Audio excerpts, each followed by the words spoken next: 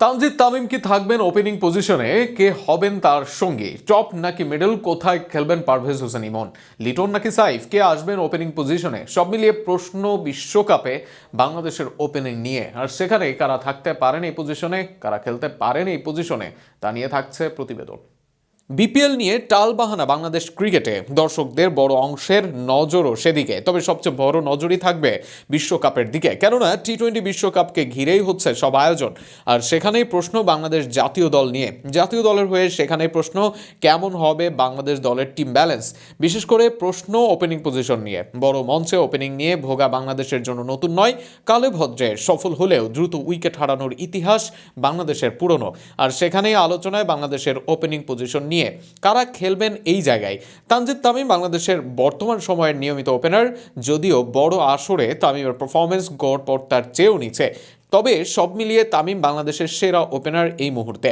আবার তামিমকে নিয়ে আশাবাদী সবাই, তাই আরও একবার বিশ্বকাপে তামিমই হতে পারেন দলের ওপেনিং পজিশনে পছন্দ।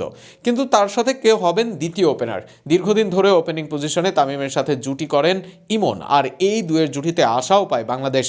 তবে আগামী বিশ্বকাপে এই দুজনকে আবারও ওপেনিংয়ে দেখার সম্ভাবনা কম, কেননা বিপিএলে নাম্বার 4-এ ভালো করেছেন ইমন। টিম ম্যানেজমেন্ট থেকেও এসেছে মিডলে খেলার নির্দেশনা। স্পিন ভালো খেলেন, বিশ্বকাপে যা হবে জরুরি। তাই ইমন তামিম জুটিকে বড় মঞ্চে অন্তত শুরুতে না দেখার সম্ভাবনাই বেশি। আর সেখানে আছে আরও দুই অপশন, অধিনায়ক লিটন দাস ও সহ অধিনায়ক সাইফ হাসান।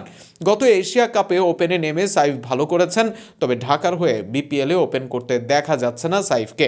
আবার ফর্মেও নেই এই ব্যাটসম্যান, তাই তাকে দিয়ে ওপেনিং করানোটাও হবে ঝুঁকিপূর্ণ। অপরদিকে জাতীয় দলের নাম্বার 3-এ খেলেন লিটন, আবার ওপেনিংয়েও করেন। তবে দলের সেরা ব্যাটারকে 3-এ প্রত্যাশা করেন অনেকে। সব মিলিয়ে এই পজিশনে ঝুলে আছে লিটন ও সাইফের মাঝে।